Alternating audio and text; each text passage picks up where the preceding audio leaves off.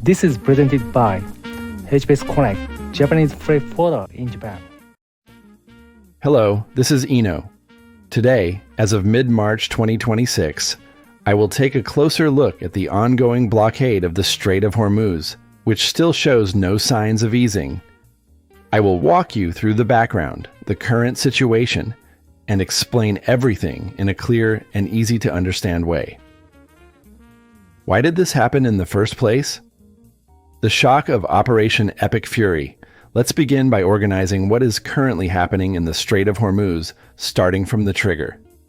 The catalyst was a large-scale joint military operation called Operation Epic Fury, launched on February 28, 2026, by the Trump administration of the United States and the Netanyahu administration of Israel against Iran. The U.S. objective was to retaliate against attacks on its forces stationed in the Middle East and to eliminate imminent threats.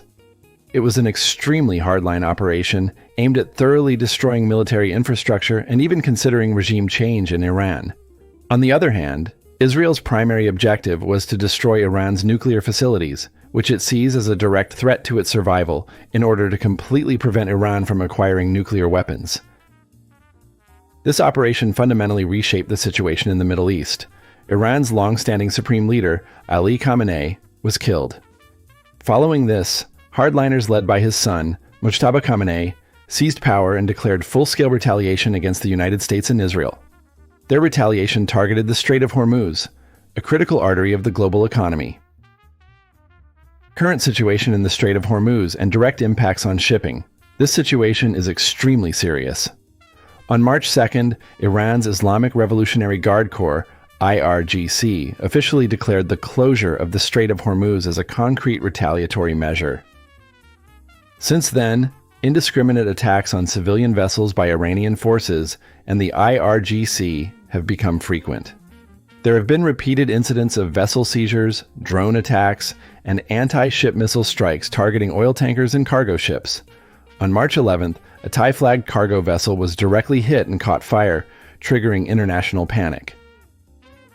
Currently, there is a very high possibility that naval mines have been deployed in the strait, making safe navigation physically impossible. As a result, war risk insurance premiums, particularly in the London market, have surged abnormally, and major shipping lines are successively abandoning transit through the Strait of Hormuz. A coalition led by the U.S. Navy is on alert, but skirmishes with Iranian forces continue. The situation is highly volatile, on the brink of escalation, and effectively amounts to a complete blockade. The emerging shadow of China, special treatment for certain vessels. At this point, let's briefly touch on another factor, the movements of non-hostile countries toward Iran, such as China and Russia. While Western commercial vessels are increasingly targeted and forced to suspend transit, there is a notable and troubling development. It is widely believed that Iran is quietly guaranteeing safe passage for vessels from friendly or non-hostile countries such as China and Russia, effectively excluding them from attack targets. China is Iran's largest buyer of crude oil under Western sanctions and serves as a powerful economic and military backer, supporting Iran's survival. While publicly calling for peace and stability in the region, China strongly condemns U.S. military actions as a clear violation of sovereignty. It appears that China is strategically leveraging this situation as an opportunity to erode U.S. credibility and dominance in the Middle East, while expanding its influence across the global South. Future impact on shipping and logistics. Is there any solution to this unprecedented crisis?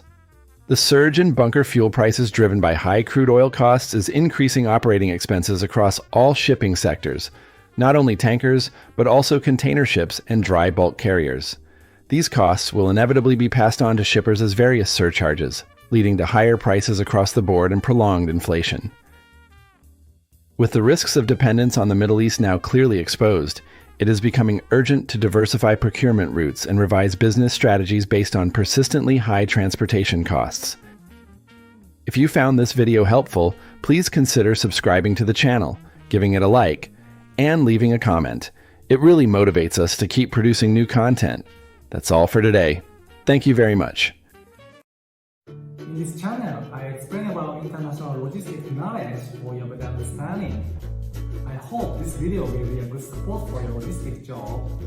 If you have any shipment from Thailand or to Thailand, please feel free to contact me, Ino-san, anytime. Also, I'm very motivated to keep updating this video.